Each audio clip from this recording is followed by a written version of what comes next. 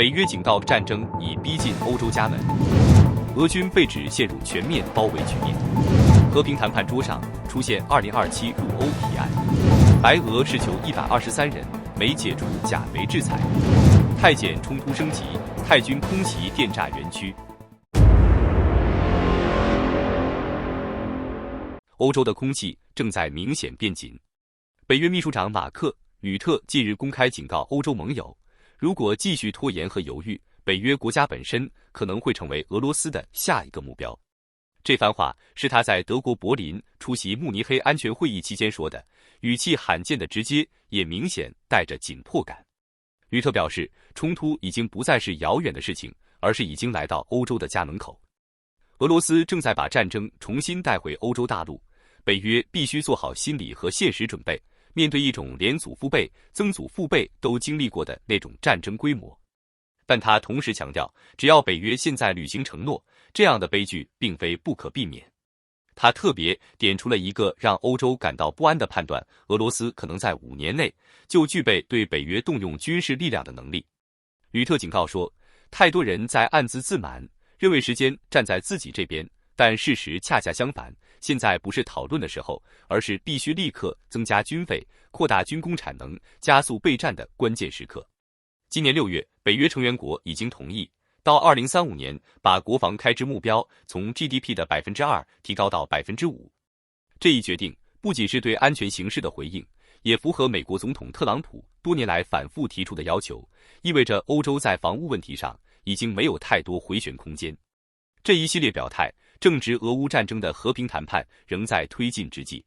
吕特承认，未来欧洲将不得不在防务上更多依靠自己，但他同时强调，跨大西洋关系依然不可或缺，没有安全的大西洋就无法保障美国的安全，而维护大西洋安全离不开北约。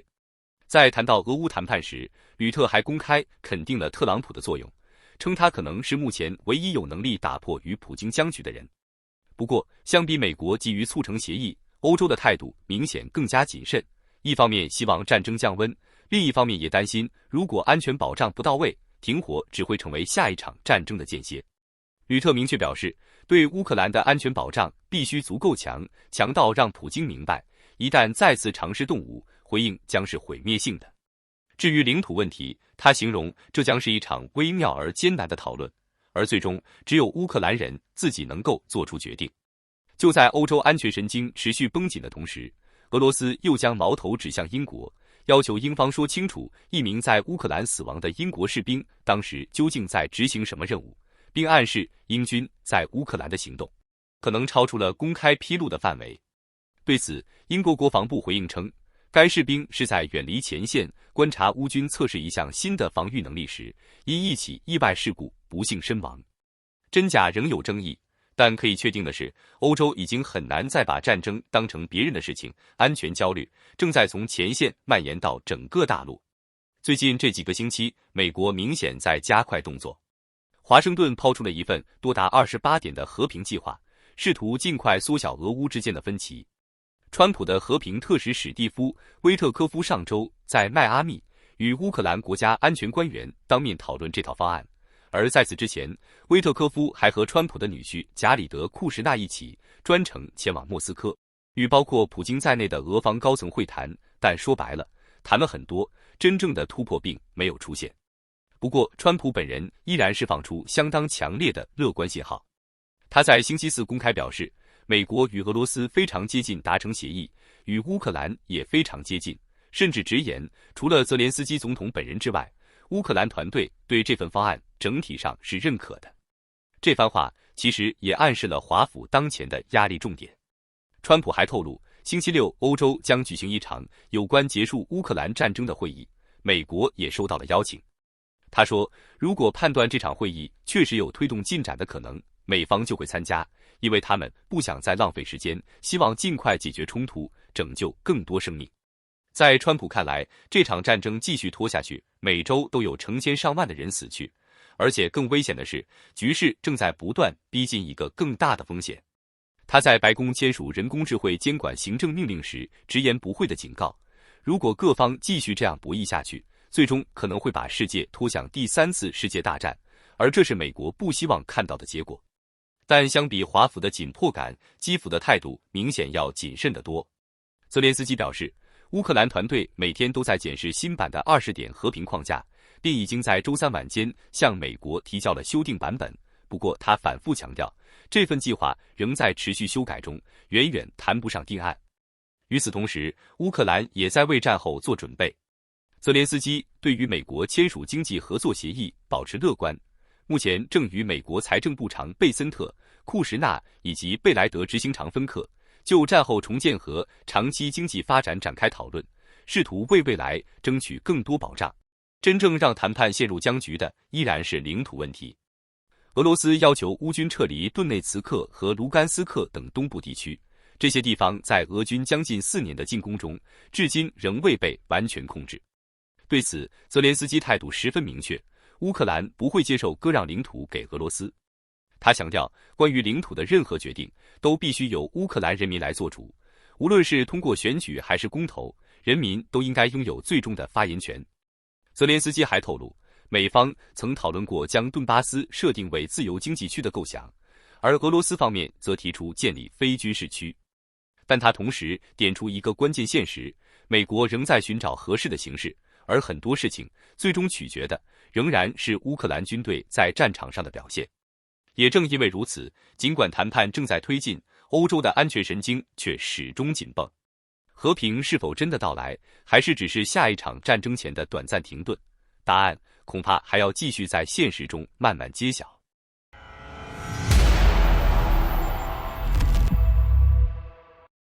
乌克兰东北部前线库普扬斯克最近又成了焦点。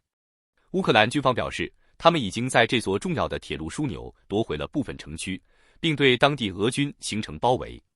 库普扬斯克虽然不是大城市，但位置关键，一旦失守，后方补给和调动都会受到影响。就在这个时候，泽连斯基亲自出现在这里。他穿着防弹背心，站在写着库普扬斯克的城镇入口标志前，在社交媒体上发布了一段短片。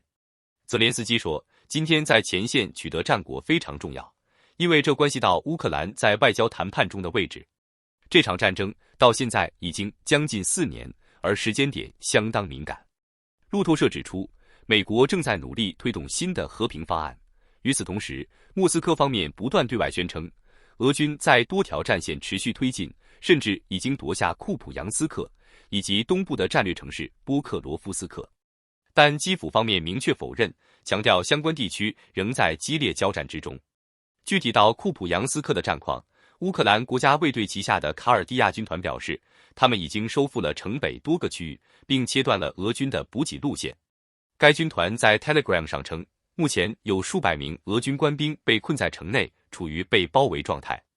乌克兰真理报引述卡尔蒂亚军团指挥官奥博连斯基的话说，城内俄军的补给和对外联系已经被完全切断。一开始，对方甚至没有搞清楚发生了什么，但现在他们已经意识到自己被包围了。当然，路透社也提醒，这些来自前线的说法目前还无法独立核实。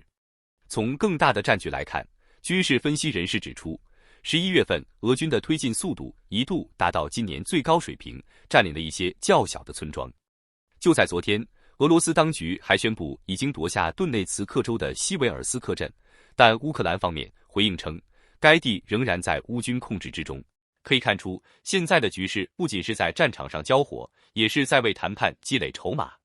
泽连斯基此时出现在库普扬斯克，释放的信号很清楚，前线能不能站得住，直接决定谈判桌上能不能坐得稳。这场战争显然还远没有到终局。而再把视线从前线拉回到俄罗斯后方，紧张感同样在迅速升温。莫斯科的安全警报再次被拉响，这是连续第3天，乌克兰对俄罗斯首都发动远程打击，也迅速引发了国际高度关注。据开源情报技术披露，当地时间12月13日上午，莫斯科上空再次出现无人机活动迹象。俄军防空系统被迫启动，现场照片显示，城市远处的空中已经冒起黑烟，多名目击者也表示听到了连续的爆炸声。虽然目前详细战果仍不明朗，但可以确认的是，这已经是莫斯科3天内遭到的第3波空袭。在此之前，乌克兰刚刚对莫斯科及多座俄罗斯核心城市发动了近期规模最大的无人机攻击，迫使多个机场一度关闭，航班全面受阻。如今无人机再度来袭，释放出的信号非常明确，乌军正在2025年末升级对俄罗斯本土的整体打击强度，而莫斯科显然已被列为重点目标之一。与此同时，空袭并不只发生在首都。乌克兰还对俄罗斯境内3座关键工厂发动打击，其中首当其冲的是萨拉托夫炼油厂。画面显示，无人机至少命中了厂区内的3座油罐，而这里本身就是俄军近来被打击最频繁的能源设施之一。此外，奥尔斯克机械厂与丘明热电厂也先后传出剧烈爆炸声。俄方官方频道坚称这是意外事故，但外界普遍判断，要么是乌军实施了空袭，要么就是亲乌克兰的游击力量展开了破坏行动。从现场画面来看，这2座工厂都出现了明显火光，浓烟在城市上空持续扩散，很难不让人产生联想。由此来看，俄罗斯所承受的压力已经不再只来自战场最前沿，而是正在向整个后方体系扩散。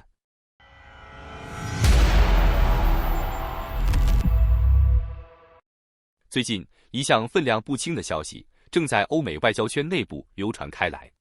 英国《金融时报》披露，在美国斡旋试图推动俄乌战争走向终结的和平谈判中，出现了一项新的关键建议，让乌克兰在2027年1月1日之前正式成为欧盟成员国。这并不是一个远期愿景，而是已经被纳入讨论，甚至写进和平协议草案的现实选项。报道引述知情人士指出，这项提案目前正由美国与乌克兰官员协商，同时也获得了布鲁塞尔方面一定程度的支持。但问题在于，这个时间表对欧盟来说极其激进。按照现行制度，任何国家加入欧盟都必须完成36个入盟审查阶段，涵盖司法、反腐、经济和法治改革等多个领域，而乌克兰目前尚未完成其中任何一项。金融时报直言，如果推动乌克兰快速入盟，将彻底挑战欧盟长期坚持的择优入盟原则，甚至迫使欧盟重新评估整个扩张流程。正因为如此，支持这一方案的官员强调，关键不在程序，而在政治。他们认为，只要把乌克兰加入欧盟的承诺明确写进未来的和平协议，乌克兰的入盟进程就会从一个技术问题变成一项政治现实。一旦协议达成，若欧盟事后反对或拖延，将很容易被外界解读为破坏和平进程本身。分析指出，如果美国明确支持这一构想，很可能意味着总统川普将直接向匈牙利总理欧尔班施压，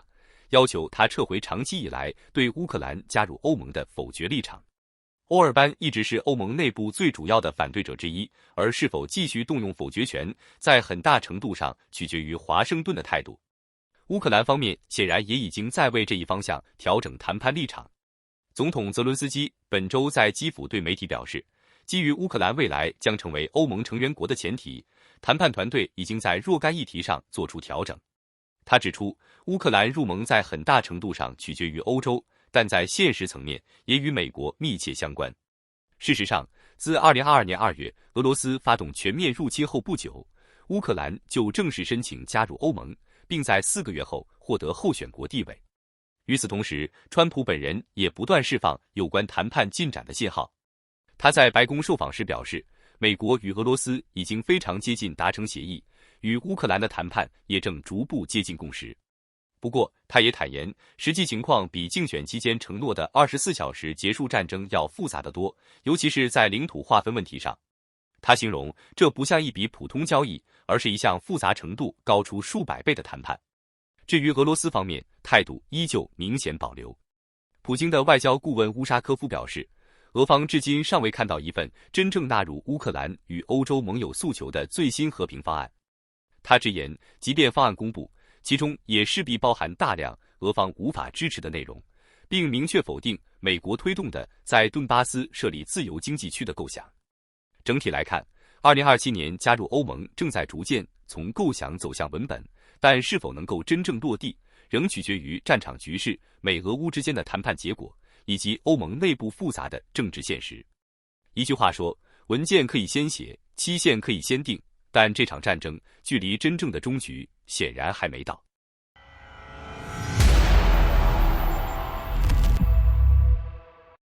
白俄罗斯突然出现了一个罕见的转折。白俄罗斯国家通讯社 Belta 周六，也就是12月13日宣布，当局当天释放了123名囚犯。随后，人权组织 Viasna 证实，这批获释者中包括2022年诺贝尔和平奖共同得主维权人士阿列斯·比亚利亚茨基以及反对派重要人物玛利亚·科列斯尼科娃。值得注意的是，这次大规模释放发生在明斯克与华盛顿进行会谈之后。白俄罗斯总统卢卡申科的附属账号 Popovogo 随后在 Telegram 上发布消息称，在与美国方面进行讨论后，卢卡申科赦免了来自不同国家的123名公民，但官方并未公布完整名单。其中，玛利亚·科列斯尼科娃的获释尤其引发关注。她自2020年9月被捕，此前曾以撕毁护照、拒绝被驱逐出境的方式对抗当局。她在2021年被判处11年监禁，已在狱中度过4年多，其中有1年半处于单独监禁状态，与外界几乎完全隔绝。作为萨哈罗夫奖共同得主，他是2020年反对卢卡申科抗议运动的象征性人物之一。而这次释囚行动时间点并不巧合，就在前一天，美国总统川普的一名特使刚刚访问白俄罗斯。该特使在明斯克公开宣布，美国将解除对白俄罗斯钾肥的制裁。这段讲话视频同样由白俄罗斯总统府附属账号发布。美国特使约翰·科尔在讲话中表示，这是根据川普总统的指示做出的决定。他同时强调，随着双边关系逐步正常化，美方未来可能解除更多制裁。钾肥对白俄罗斯至关重要。作为全球重要的钾肥生产国之一，该行业长期因明斯克镇压反对派以及支持俄罗斯2022年入侵乌克兰而受到美国和欧盟的严厉制裁。事实上，近几个月来，川普一直公开敦促白俄罗斯释放政治犯。卢卡申科方面也陆续赦免了数十人。作为交换，华盛顿此前已经部分解除了对白俄罗斯航空公司 Belavia 的制裁，允许其维护机队并购买飞机零部件，包括波音飞机。周六获释后，画面很快传出，诺贝尔和平奖得主比亚利亚茨基被拍到乘车抵达立陶宛首都维尔纽斯的美国大使馆，现场受到欢迎。完成与白俄罗斯当局2天谈判的美国特使约翰·科尔也亲自到场迎接。获释人员中有114人被送往乌克兰，其中包括多名乌克兰公民。流亡的白俄罗斯反对派领袖季哈诺夫斯卡娅对川普促成释放表示感谢，但同时也保持警惕。他强调，欧盟的制裁仍应保留，以推动白俄罗斯实现更系统性的政治变革。他直言，川普现在使用的是胡萝卜，但如果必要，也可以使用棍棒。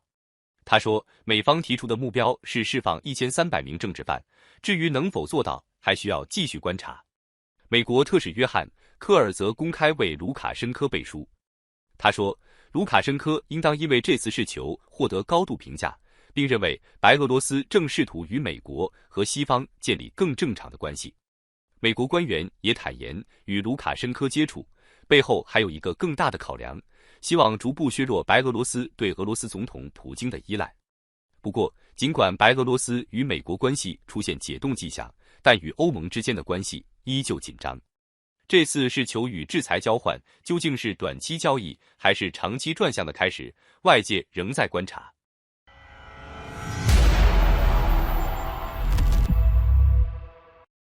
泰检冲突正在明显升级。这几天，双方在边境多达近10个地区同时交火，战线被迅速拉长，局势也开始失控。其中最引发外界关注的是，泰国军方直接把打击目标对准了柬埔寨境内的电诈园区和赌场。据 Nexstar 新闻报道，当地时间12月12日，泰国空军出动 F-16战机对柬埔寨波贝地区的电诈园展开空袭。前线流出的视频显示，大片建筑群遭到密集轰炸，多栋大楼倒塌，现场升起浓厚黑烟。画面中还能看到不少所谓的从业人员拖家带口逃离园区，试图向靠近越南边境的巴维市方向撤离。与此同时，也有一些长期被困的受害者开始联合行动，试图逃出柬埔寨，踏上极其艰难的逃生之路。事实上，这并不是泰军第一次对这些目标动手。冲突爆发的第一天，泰军就打击了奥多缅几省多个电诈和赌场窝点。这也让长期深受电诈之害的民众感到一种复杂的解脱感，甚至有人正是借着空袭造成的混乱，才得以成功脱身。除了针对电诈园区，泰军的打击范围还在扩大。